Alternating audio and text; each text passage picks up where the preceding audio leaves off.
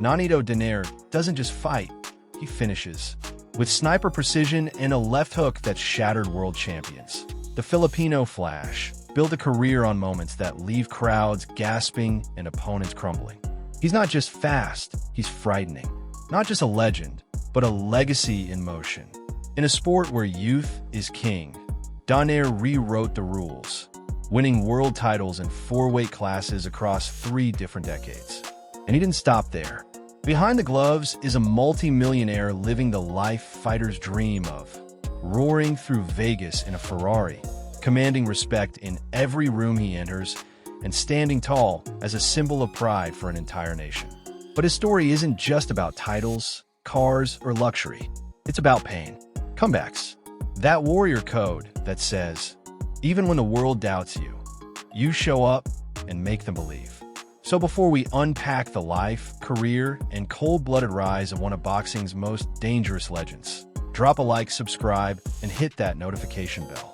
Because this isn't just a boxing story, it's a warning to anyone who ever underestimated Nonito Donaire. Before he became the Filipino Flash, before the world knew his name, Nonito Donaire was just a quiet, insecure boy from the Philippines, bullied, overlooked, and constantly living in the shadow of others.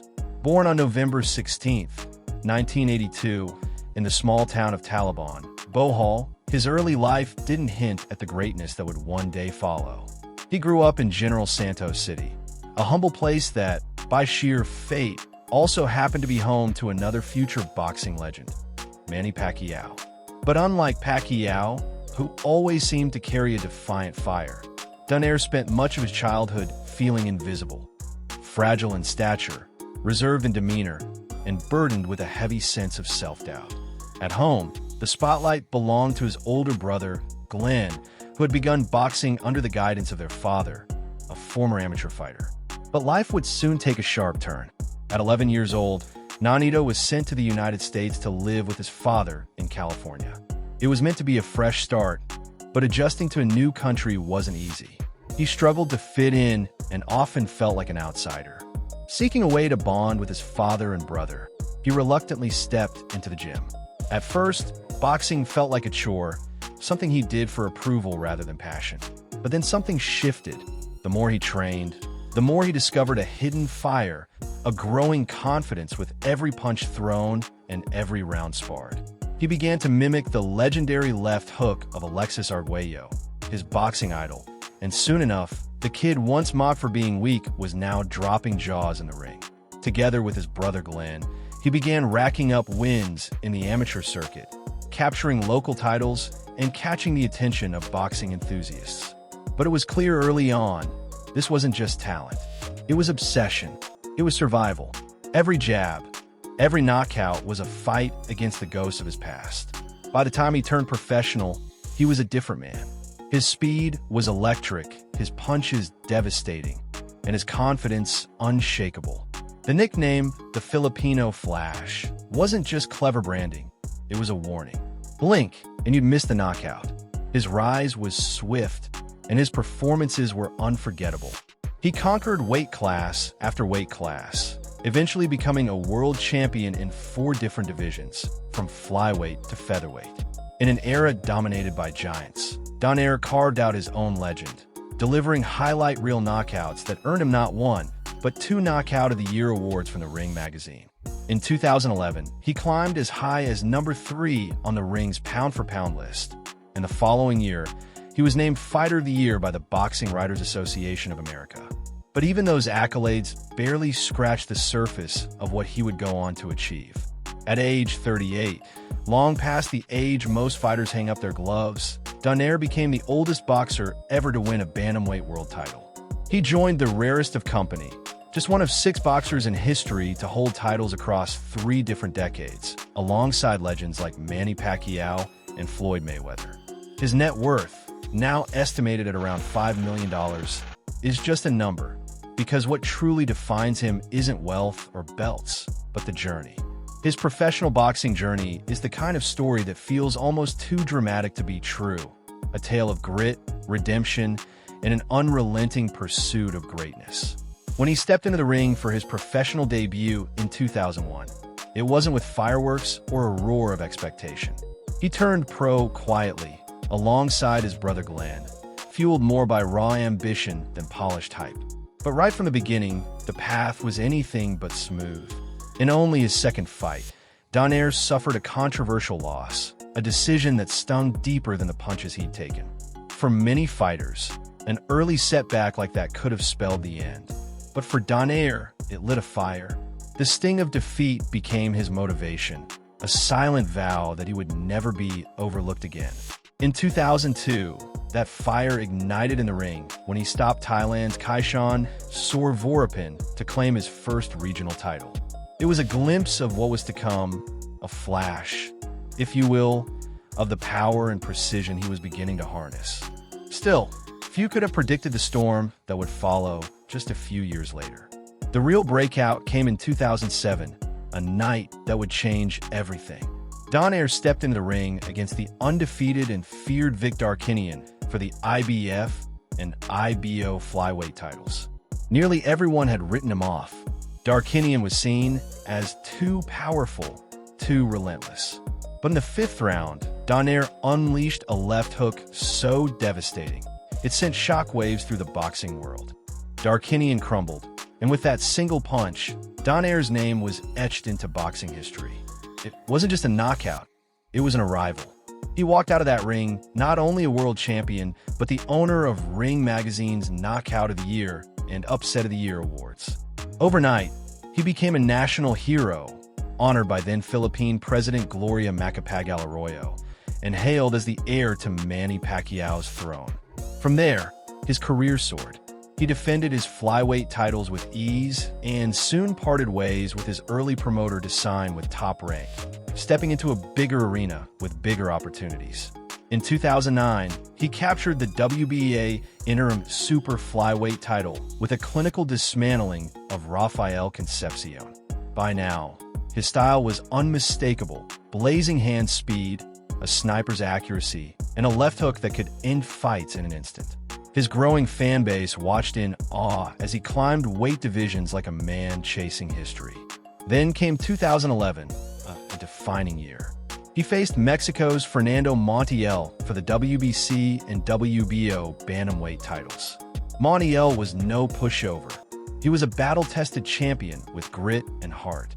But Donaire needed only 2 rounds to end the night. Another thunderous left hook, another knockout, another statement to the world.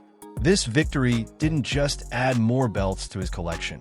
It drew praise from the highest levels of government. The Philippines Senate honored him, and fans back home embraced him as one of their own. But he wasn't done. Never one to stay comfortable.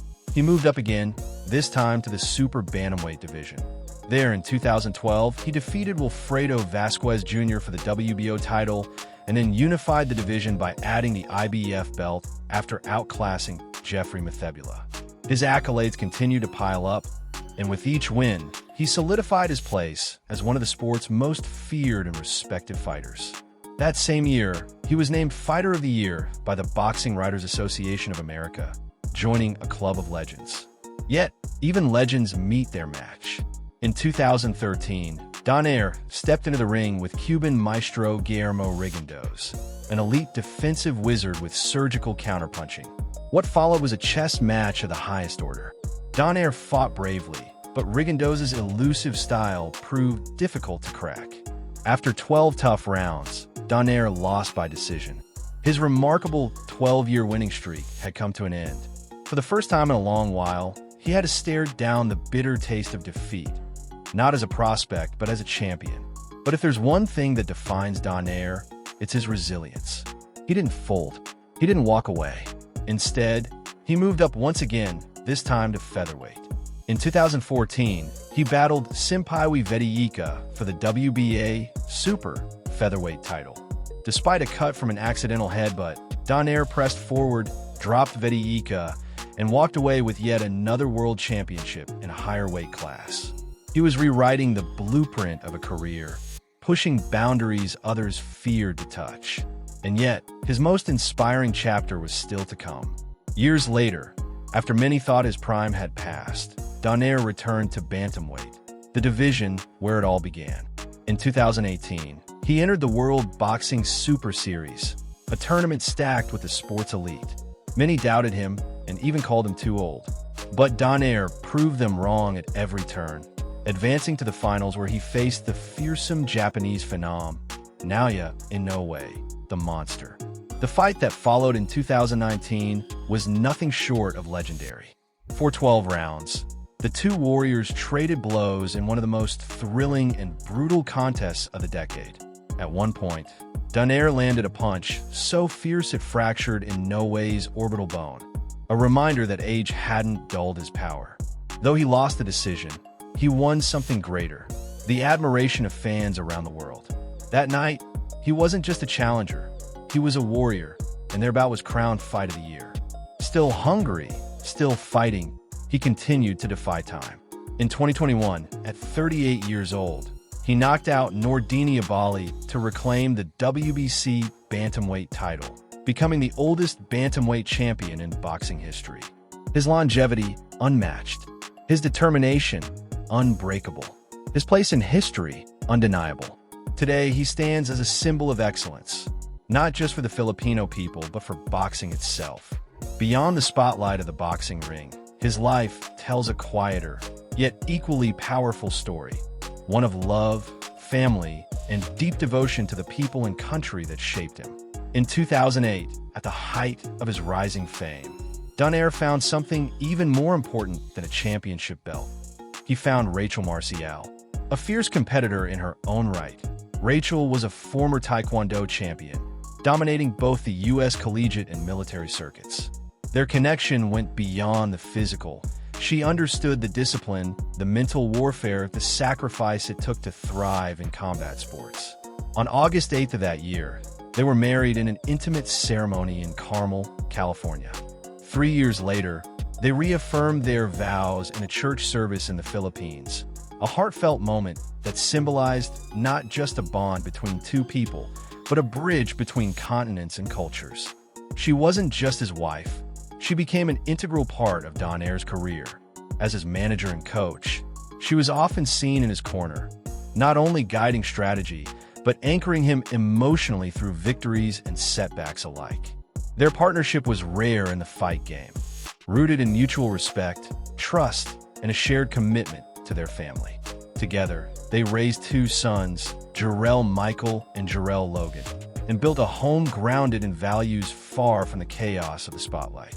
In 2013, Rachel's courage took center stage when she jumped into action to save a drowning child, despite being pregnant at the time. The incident left her with injuries, but she made a full recovery, along with their unborn baby. Though the Donaires had long been based in the United States, Nonito never lost touch with his Filipino roots. In August 2023, he formally reacquired Filipino citizenship, a moment that marked more than just paperwork. It was a homecoming of the heart, a symbolic return to the place that first ignited his dreams, where young boys with bare fists and big hopes saw themselves in his story. And he didn't return empty-handed. Over the years, Donaire has quietly but consistently poured into the very communities that cheered him on. When Typhoon Odette ravaged parts of the Philippines, he mobilized efforts to raise funds and send critical aid, showing that his compassion hit just as hard as his left hook. But his reach extended far beyond disaster relief. He championed causes close to his heart, promoting youth sports programs, mental health awareness, and physical wellness initiatives. He believed deeply that the next generation of champions didn't need to come from wealth or privilege. They just needed opportunity, encouragement, and someone to believe in them. Whether it was through donations to educational programs or speaking directly to underprivileged children about chasing their dreams, he made it clear that his mission was bigger than boxing. Nonito Donaire lives a life that mirrors the grace, precision, and power he's known for in the ring. While he keeps much of his personal sanctuary out of the public eye, glimpses of his Las Vegas home reveal a space designed for peace, luxury, and family. An oasis where the chaos of the fight game fades into quiet moments of reflection. It's a place where he can unwind, recharge, and simply be dad and husband, far from the demands of training camps and championship bouts. But his taste for excellence doesn't stop at the front door. on the streets. He moves with the same intensity and flair that made him famous in the ring, behind the wheels of some of the world's most coveted machines. His car collection tells a story, each vehicle a reflection of a different side of the champion. There's the Ferrari 458 Italia, sleek and aggressive, a machine built for speed and performance. Its roaring V8 engine and razor-sharp design echo the very spirit of Donaire's fighting style. Explosive, precise, unforgettable. For days when power needs to meet elegance, there's the Porsche Panamera. Equal parts performance sedan and luxury cruiser. It's a car that blends muscle with refinement. Much like Donaire himself, a fighter with both brute force and surgical skill. Then comes the Mercedes-Benz S-Class, the crown jewel of understated sophistication. With its whisper-quiet ride and cutting-edge technology, it's a vehicle that speaks to a man who has fought hard for his comfort and knows the value of every quiet moment. And when family calls or the road gets a little rougher, Donaire turns to the dependable Range Rover. Rugged yet elegant, spacious yet commanding. It's the kind of SUV that fits perfectly into a life that juggles the demands of fatherhood, fame, and adventure. Whether he's taking his sons on a weekend outing or just cruising through the Nevada landscape, he does it all in style. More than just material symbols, these cars, and the life he's built, are markers of a journey hard-earned. From the dusty streets of General Santos to global arenas, Donaire's rise was never guaranteed. Every luxury, every comfortable corner of his home, every finely tuned engine in his garage, each represents years of sacrifice, countless hours in the gym, and punches taken and given. His lifestyle is not about showing off. It's about celebrating how far he's come and savoring the rewards of a legacy still in motion. Before you go, don't miss out on exclusive perks. Click the link in the description to become a channel member and enjoy awesome benefits, like suggesting future video topics, getting early access to new content 48 hours before anyone else, and much more. Your support means the world and helps us keep bringing you the stories you love. If you enjoyed this video, hit that like button, drop a comment, and subscribe for more amazing content. And while you're here, why not check out our deep dive into Marvin Hagler's video? Trust me, you won't want to miss it. Thanks for watching, and we'll see you in the next one.